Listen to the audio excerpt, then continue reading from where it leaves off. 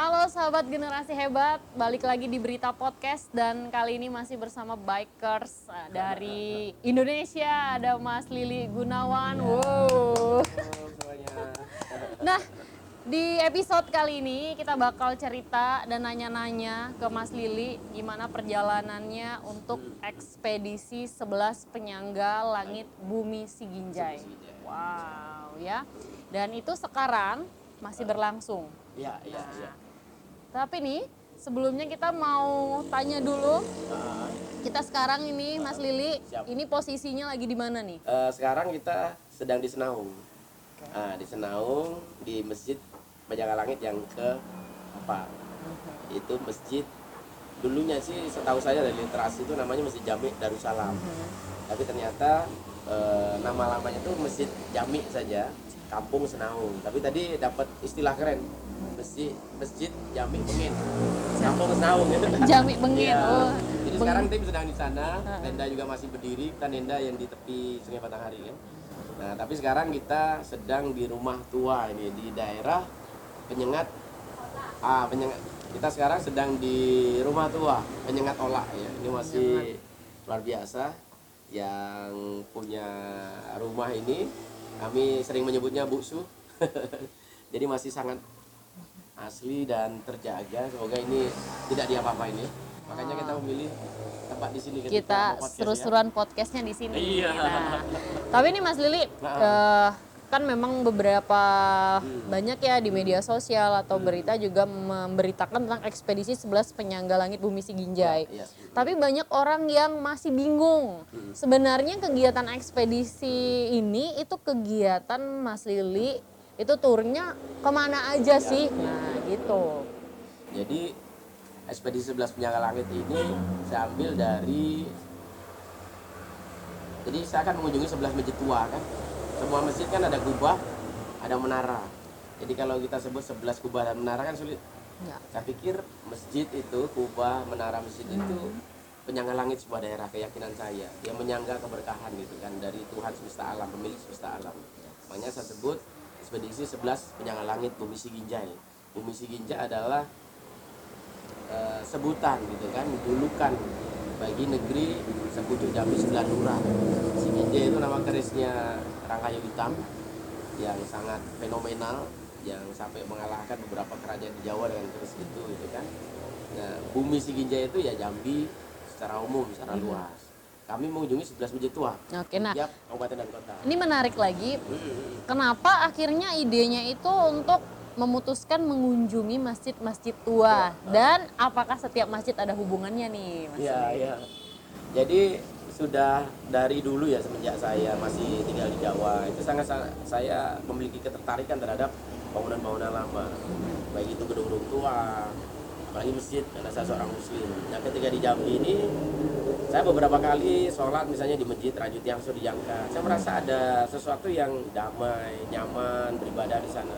Akhirnya saya memutuskan, anak-anak saya karena lahir di Jambi, masa anak-anak Jambi tidak mengenal apa leluhurnya, tidak mengenal tempat-tempat bersejarahnya, kita putuskan ya udah ambil masjid tua aja lah. Nah, sambil masjid-masjid tua kita eksplor, kita juga mengeksplor masjid-masjid yang baru juga, yang sekiranya itu bisa memberikan informasi yang bermanfaat bagi khalayak ramai. Jadi kami putuskan masjid tua itu yang pertama adalah untuk pembelajaran bagi anak-anak saya, si Gadisa, Gadifa, Balda. Nah, umumnya nanti bagi semua orang itu supaya tahu, oh ternyata Jambi ini masjid tuanya ini. Nah, siapa tahu nanti orang akan berkunjung ke sana sehingga memakmurkan masjid tua juga nanti akhirnya. Oke. Kemarin perjalanan pertama itu kita sempat podcast juga di masjid yang pertama ya. Masjid Batu Itu, Al-Ihsaniyah. Masjid Batu Al-Ihsaniyah. Ihsaniyah. Terus dari situ melanjutkan perjalanan lagi. Ini bisa diceritain nggak tuh Mas Lili? Ya. Perjalanannya kemana aja sampai pada hari ini nih di titik yang keempat. Iya, masjid Nah. penyangga langit yang keempat. Jadi dari Olah Kemang kemarin kita starting pointnya dari gerbang Kentala Arasi menuju masjid penyangga langit pertama bumi Siginjai, yaitu Masjid Batu Al-Ihsaniyah di Olah Kemang. Itu didirikan tahun 1880 oleh Habib Idrus gitu kan. Kemudian itu tertua di kota Jambi. Habis itu kita melanjutkan ke kabupaten berikutnya, Kabupaten Tanjung Jabung Timur. Nah, dari informasi yang kita himpun, setahu saya, pengetahuan kita, yang tertua itu adalah Masjid Nurul Iman di Kalau dulu namanya Kampung Lamo Rantoraso, tapi sekarang Rantoraso itu namanya jadi Rantoraso Desa. Kecamatannya ikut berbak, bukan kecamatan Rantoraso itu kan. Dan yang lebih mengejutkan lagi, nama Masjid Nurul Iman itu sudah jadi Langgar Nurul Huda gitu kan. Oh, berubah. Berubah nama. Cuman Tapi kemarin dengan masih di bangunan yang sama. bangunannya masih arsitek bentuk bangunannya masih sama, cuman ban-ban sudah banyak diganti ya, mana yang lapuk, mana yang itu. Terus posisinya pun juga sudah berubah agak ke darat. Dulu sungai itu kan agak di dalam karena abrasi, jadi dipindah agak ke darat, agak jauh. Tapi bentuknya, lokasinya masih nggak jauh-jauh dari sana lah. Yaitu didirikan konon kata orang sana itu sekitar awal abad ke-19. Jadi 1817 atau 1820-an sekian lah. Saya belum berani bilang di sini, nanti ketika sudah berjalan kita editing video, editing bukunya, kita akan berdalam itu. Siapa yang mendirikan dan tahun berapa didirikan. Tapi yang jelas Masjid Nurul Iman itu Habib Idrus juga yang mendirikan. Nah kemudian setelah dari Tanjabtim kita ke Tanjung Jabung Barat. Ya. Di sana kita menemukan Masjid Tua Al Istiqomah. Awalnya itu banyak literasi menyebutnya masjid itu Al Mutakin. Tapi ternyata kita ke sana itu masjid itu memang bernama Al Istiqomah. Jadi ada papan nama itu yang bawa dulu almarhum Ayah Ali, salah satu ulama yang sangat tersohor lah di Kuala Tunggal. Nah Masjid Al Istiqomah ini berada di Bram Hitam. Jarak dari pemukiman itu sampai di masjid itu sekitar 600-an meter lah, lewat payo-payo seperti itu. Dan masjid itu masih terjaga. Masih ada 8 tiang tinggi itu dari Banjarmasin dibawa oleh Tuan Guru Sapat. Jadi di Bram Hitam itu, Masjid Al Istiqomah itu dulu apa namanya yang bawa Ayah Ali, almarhum Ayah Ali. Ayah Ali itu salah satu ulama tersohor di Tunggal yang pada tahun 2011 beliau meninggal itu, yang disebut kerandanya berjalan sendiri dari Masjid Al Istiqomah sampai ke pemakaman itu sejauh 3 kilo. Itu beneran Beneran ada. Dan diiringi oleh awan bertuliskan lafaz Allah itu sepanjang itu. Dari Jalan Asia sampai ke Pondok Pesantren Baqiatus itu Shalihin. saksi-saksinya memang Ada. mengatakan gitu. Jadi orang itu berjajar sepanjang 3 kilometer. Jadi keranda itu hanya berpindah tangan aja, tidak diusung.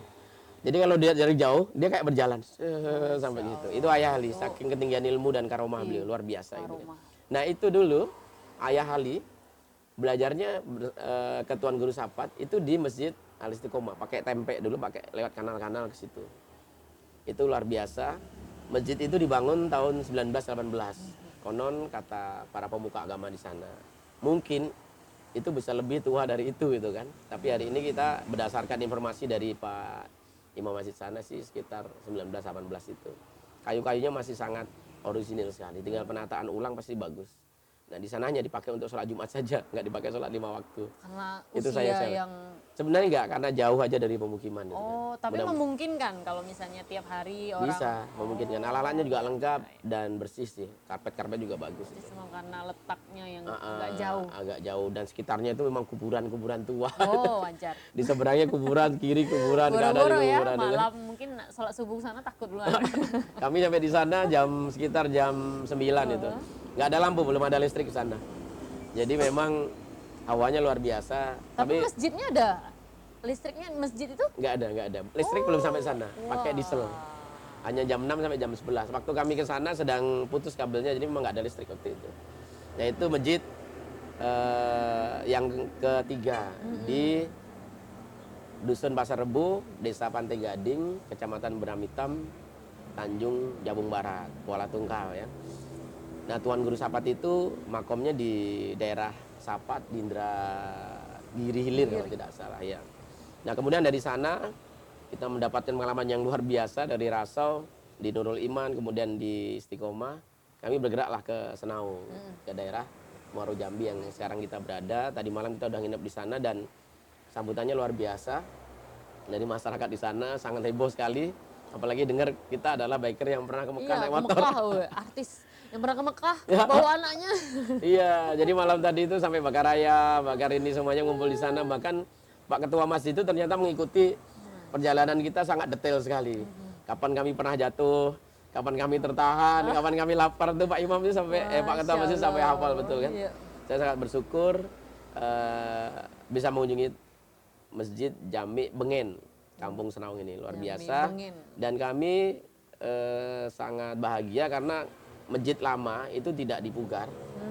Jadi masjid utama dulu, ya Masjid Jami Darussalam yang Bengen ini gitu kan. Tapi kemudian dibangunlah masjid yang baru, makanya disebut Masjid Jami Darussalam. Nah, Darussalam di masjid lamanya ini dihilangkan. Jadi yang tua itu jadi Masjid Jami Kampung Senaung. Nah, tadi dapat tambahan dari Ustadz yang ngisi di masjid. Masjid Jami Bengen. Kampung Senaung. Bengen tuh lama. Lamo. Ya, lamo. Lamo. Dan ini luar biasa masjidnya. Tapi ini perjalanan Mas Lili berarti sampai dengan sekarang sudah di 4 ya. Di 4 titik ya. keempat penyangga langit bumi Singinjai.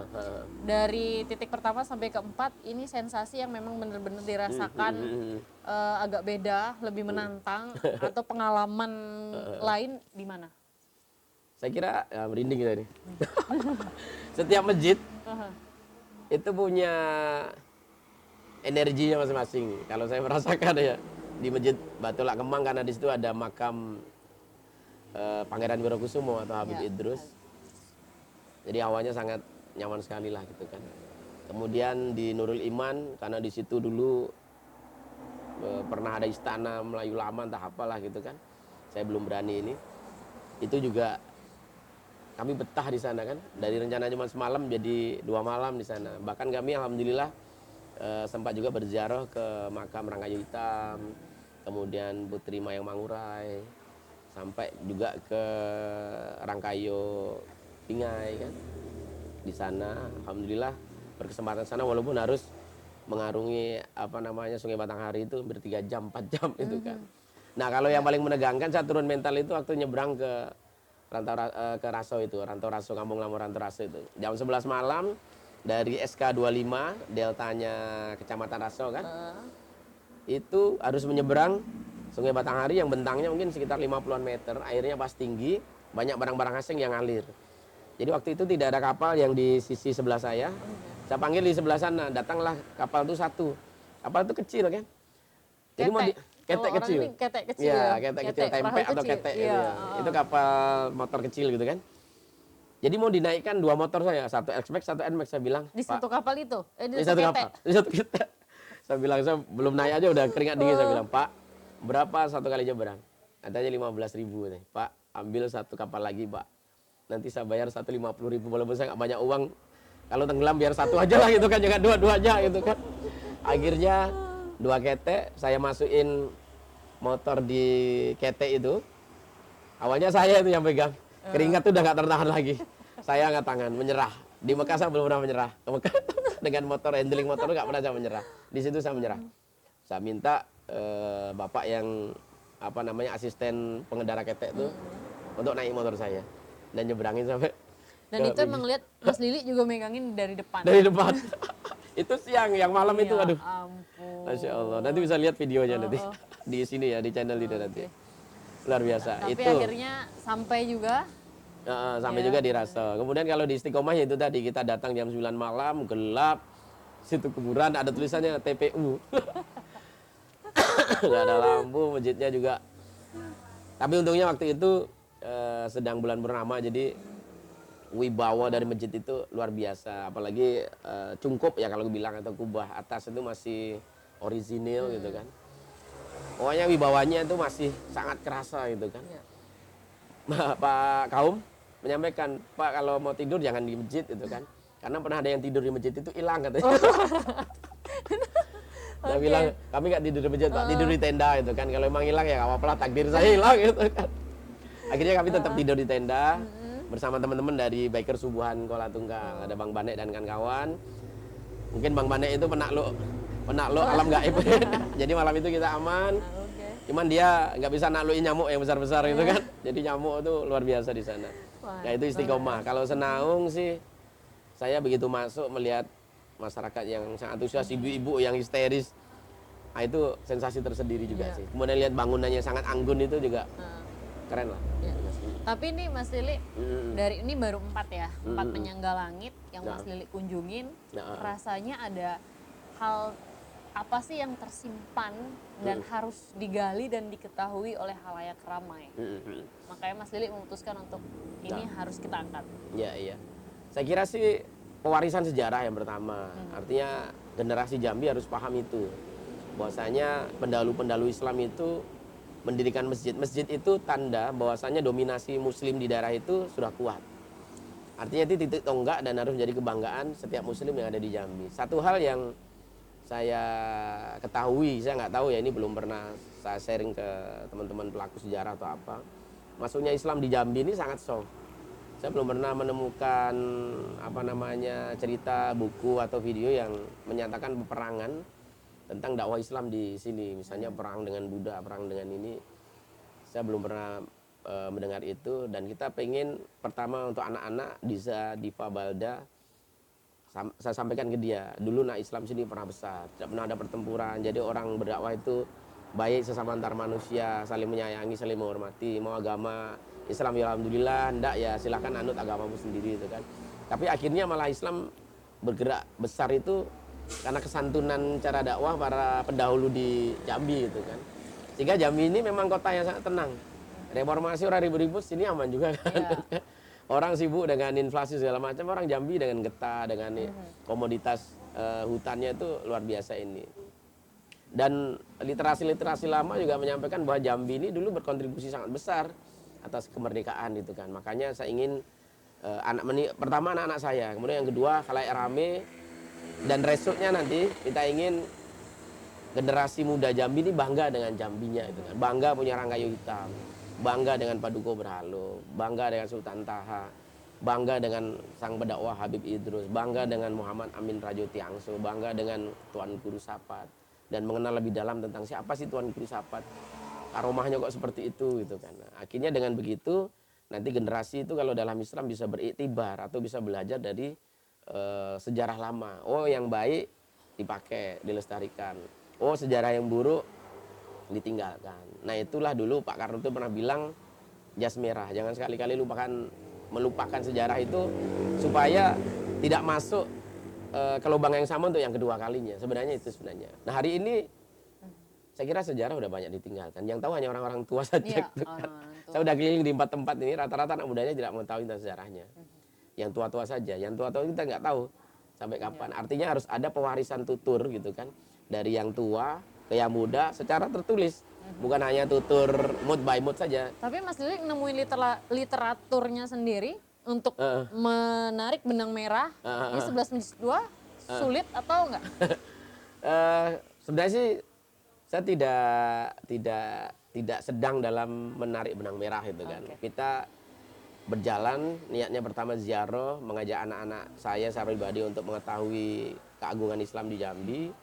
Andai kata nanti memang Allah tunjukkan orang-orang yang mengetahui detail tentang sejarah masjid itu, kemudian bahkan punya dokumen tuanya, ya alhamdulillah nanti akan kita sampaikan kepada yang ahlinya untuk menarik benang merah itu. Di Jambi kan ada 3 kampus tuh yang punya fakultas sejarah, artinya biarlah mereka yang punya domain, pasti saya akan kasih ke mereka seperti itu gitu kan.